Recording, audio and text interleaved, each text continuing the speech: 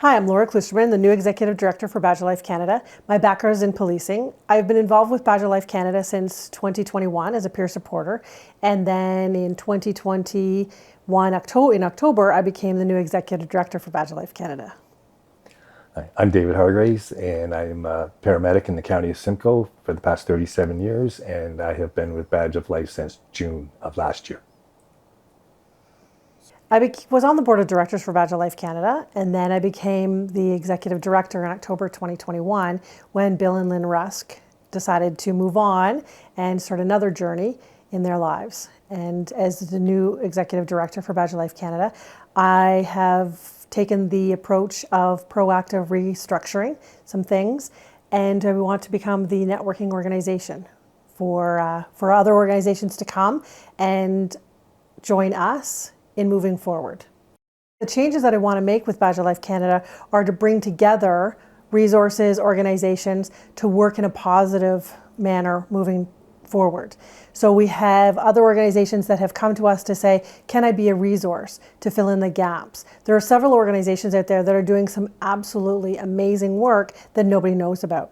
So what we at Badger Life Canada are trying to do in our proactive restructuring is to bring those organizations together so then first responders, Canadian public safety personnel have access to them. Peer support has changed my recovery in that it's augmented my my therapy and my treatment since I left Bellwood. What it has allowed me to do is add to the tools that I have learned in my therapy, and it's given me a safety net or a safe place to go where you're not judged. And when you first go to a peer support meeting, you think you're the only one that feels that way, and it's nerve-wracking to go to your first meeting. But once I was there, and everyone was so accepting and understanding. That's the thing. Because other people outside of peer support, they support you as best they can. But honestly, they can't get it because they haven't been through that. And that, I think, is the strength that I've drawn from the peer support, is that you're with people that get it and there's no judgment and you feel safe to be vulnerable and talk about your emotions and your feelings. And you don't feel like you're speaking a foreign language. It's a very safe place. For me, I felt it was a very safe place to be and to grow. So Dave mentioned the stigma and, in moving forward in someone's journey and the organizations that can help and how they can hinder someone's journey. Badger Life Canada is all about transforming the culture. We have the education piece to allow organizations to learn that, a traumatic incident, it's not if a traumatic incident occurs, it's when, and how the organization can assist their members in moving forward in their journey. So we address issues like sanctuary trauma, moral injury, perceived injustice, because leaders and managers need to learn and know that they have a role to play in the recovery or in the journey of their members. So Badger Life Canada, because we want to promote the education piece as well as the post-traumatic growth piece, then we are going to come in. We have organizations, we have accredited professionals that will come in and help you learn that, help organizations learn that this is what they can do to take a proactive approach. Because so often we do tertiary prevention, we need to do primary and secondary prevention as well, and that's up to managers and up to leaders. In 1985, I became a medic in the county of Simcoe, and have been a frontline medic until 2000. Then I became a road supervisor, supervisor of operations, and then after a couple of years, I missed the road and realized I wasn't really cut out for the management side of the job. And I've been on the road since then. Last February of 2021 is when I realized that there was a problem and I needed to reach out for help. And that was the hardest step. When I reached out for help, I was put in touch with a psychologist and I was diagnosed with PTSD and alcohol dependency. And after that, I followed up with 3.5 months in Bellwood, which is a hospital in Toronto that specializes in those issues and the mental health issues. When I left Bellwood in June of 21, I continued with my psychologist, and I continued with my exposure therapy with my occupational therapist. And at the encouragement of my psychologist, he suggested that I try Badge of Life. There were online meetings on Monday nights, so I signed up for that in June, and I've been attending weekly since then. The understanding of PTSD has changed over my career in a way that I didn't even know what PTSD was. I don't even think it was a thing when I started in 1985. When I started, I noticed it was the old boys club, and you were just expected to suck it up, go to the next job. You didn't talk about how that call may have impacted you. You didn't talk about your feelings. You didn't talk about your emotions. It was the big boys don't cry mentality. Since then, I've noticed probably, I would say in the last 10 or 15 years, that's when it really started to be talked about. We have a long way to go, but I find that the newer medics that have been coming on, the new recruits in the last 5 or 10 years, are much more open to speak about mental health issues, and it's not a taboo subject anymore. But I think it's going to be a change that is unfortunately generational, because people don't like change and they stick to their old beliefs, and the new ones now are just more comfortable in talking about it. So it is changing, not as fast as most of us would like, but it is changing for the better. As a police officer for 33 years, starting when I was very, very young, I came to a detachment that had several older men. And I noticed right off the bat that they were very crusty, very negative, and it was a very, very negative environment. Organizations need to acknowledge that they are not perfect. They are not doing the job for their members that needs to be done. If you identify that, then you can say, what can we do? If at every meeting, leaders and managers, and it doesn't matter, supervisors at every level need to ask, what can we do to assist our members? And what can we do before something happens to assist our members? Open the dialogue, be truly open, be truly vulnerable. If you have an open door policy, then really have it. Don't just say that you do and then keep your door closed. The organizations have to acknowledge that they need to do more. And once they do and show that vulnerability, then they can access it. Then that is transforming the culture, because you're putting your actions into what you're doing. Badge of Life Canada can help meet the needs of their members in leaders identifying that education is exactly what needs to happen. We can come in, as Badge of Life Canada, we can come in with organizations to help train. The toxic leadership, we need to stop that. We need to bring more proactiveness in. Education is going to make the change. It's going to transform the culture. Badge of Life has the resources, have the people that within the organization that can come in and do all of those things and make that proactive change. What post-traumatic growth means to me is the changes that I have made, but not just pertaining to my PTSD. There's because of the treatment that I've received, it has helped with my PTSD, obviously, but it's improved so many other areas of my life that I didn't realize that it needed improving. So, for an example, I've become more patient. I used to be irritable at the drop of a hat, and now with the treatment, I'm much more empathetic, accepting, and it's the saying, you don't judge someone else because you don't know what they're going through at the time. And I've really taken that in, but it's not just because of my PTSD, it's with people that aren't injured that has lent itself to as far as dealing with other people. So the growth that I've had from the treatment with my PTSD has bled over into the rest of my life, for as far as relationships, with work, with a number of things. The hurdles that I had to overcome to get help, the biggest hurdle that I had to overcome was myself. Admitting that I had a problem and I needed help was huge. There's a lot of shame and guilt that I felt in reaching out for help.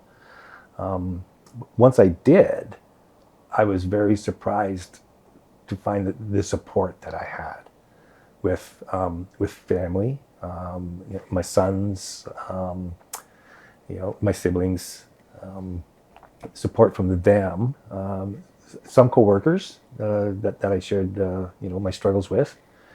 And once I did, I had help from a physician friend of mine that did the paperwork for me to look for help. But what the struggle after that was, I had to advocate for myself. I didn't just get the diagnosis and my treatment wasn't delivered on a platter to here you go. I was making emails every day. I was phone calling every day. So the struggle with that was that you have to advocate for yourself. No one's going to do it for you. And to navigate those waters when you've never had to do that before is scary. But I was very fortunate to have a psychologist that understood those struggles and helped me with that. But once you get that ball moving and you face up to the fact that you have a struggle and you have an injury to look after, as long as you advocate for yourself and you have a core group of people that support you, those hurdles become a lot less. Well, since I've been with Badge of Life Canada, I think the change that I see most in myself, my life is manageable now. It was chaos. I was creating my own chaos before last year. With Badge of Life and augmenting my treatment, my life is manageable. I have control of things that, because of my injury, were out of control. So that when your life becomes manageable, you have more peace within. And then once you have that, then that can't help but impact the rest of your life into whether it's your relationships or your self-worth or that kind of things. So I think that's the biggest that I've taken away from it. Currently, Badge of Life Canada offers programming in leadership and also in peer support as well. So the leadership program is for organizations to learn how to lead in a positive and proactive way. And the peer support program, of course, is one of our strongest programs, with being Monday night, like as Dave said, with the impact of the journey. So with the education pieces, we can tailor what your organization is looking for. So if there's a certain area that is not necessarily the strongest point, so whether it be for recruit training or kind of supervisory training, things like that, we can come in and tailor the program to what you're looking for. Because we are a networking organization, we have organizations that we network with that we can collaborate with and partner and say, you know what, this is the best fit for this, and then offer organizations what they need. Collaboration is so important in transforming the culture and reducing the stigma, is because no one is an island. No one is going to get things done on their own. No organization can get things done on their own. That's why it takes a team approach. And as soon as people know that we are working as a team, and it doesn't matter whether it's an organization that comes in as a team or a person that comes in and comes into the peer support or into the organization of Badge of Life, it's a team environment. There's no empire building, no ego. It's all about collaboration, because everyone has strengths and weaknesses. So let's work on that. Let's say, you know what, this person does this really well, this person does this really well, and let's work together. Because shoulder to shoulder, we are a lot stronger than just one. The reason that I started to volunteer with Badge of Life Canada is actually a very selfish reason, because it helps me. That's probably the biggest reason why I did it. I was at a point at the end of last year. I've been having therapy for almost all of last year, and after attending the meetings and learning so much there, I was at a place in my recovery, and I talked about it with my psychologist, and he agreed that I was at a point where, yes, I'd still need to work on things, but I'm also at a point where I can start to get back now, and that will help in my journey, in my recovery. So the opportunity came up with Badge of Life to volunteer and to facilitate, and they allowed that to happen, and they provided the training for me to be able to do that. And I took that training at the end of last year, and I've been facilitating at meetings ever since then. And because of that training, now Badge has put me in a position where now I can share that training with other first responders, putting on workshops. We have one coming out now that's geared specifically for paramedics, for example, because of my life experience with being a paramedic and a psychological injury. My hope for individuals that come to Badge of Life Canada that we play a positive part in their journey. I mean, Dave's a perfect example of you come to us in a station in your journey and proactively we move forward. And not only do we, for someone to move forward, for someone to come and say, you know what, I want to help along the way. Because Badge of Life is volunteer driven. And we always need volunteers that are in a healthy spot that have the lived experience, which is so important because that comes back to the trust factor. So when someone says, I need to speak to someone about, my background, then we have that. My hope for Badge of Life Canada and for people that come here is to be positive because there's so much negative now that's going on around us. We need to empower. We need to build people up. We need to have first responders and Canadian public safety personnel know that they may be in a very dark space right now, and it's temporary. We can move forward, we can grow. For example, to change the culture and to reduce the stigma, one of the people that we have come on Monday night said, I'm afraid of what I'm doing and what's occurring with my small children. And I remember saying to him, you are teaching your children to open up the dialogue, to transform the culture. So again, it's vulnerability that he showed to say, you're right. I mean, I need for my kids to see that it's okay not to be okay. It's okay to have a bad day. If we don't do that, if we don't show vulnerability, then we're never, ever, ever going to break the stigma. And I think that that's very, very important. The hope I have for other organizations going forward is I hope they have the willingness to change. I hope that they look at themselves and not just check boxes. It's easy to say, oh, we have this and we have this and this. But like Laura said, if you say that, but if your door is closed, then it's nothing but lip service. And you're not. If anything, you're creating a different type of trauma, sanctuary trauma, where people will not trust that organization now. So my hope for organizations going forward is that when they acknowledge that things need to change and that they're open to change, and then they implement that change. And that's where I think they need to go.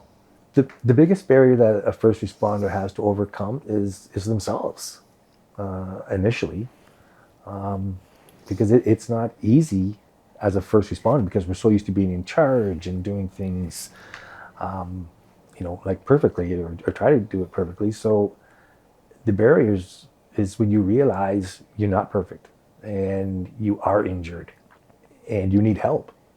Because as the primary role of any first responder is to help other people. And it so much goes that way that we're uncomfortable asking for help because we're the helper. So the biggest barrier, I think, is admitting to yourself that you have an injury, and that your life is not where you want it to be, and it's not as manageable as you would like it to be, then once you admit that, then you can start your journey. When I was realizing that I needed help, the stigma that I felt at the time was that I was unique, and I was the only one that ever felt this, and I felt that I let people down. There was a lot of shame, self-imposed shame, and guilt. And I didn't think I was, if I was stronger, I wouldn't have been injured. And that's not the case. You don't have a choice. It doesn't matter how strong you are.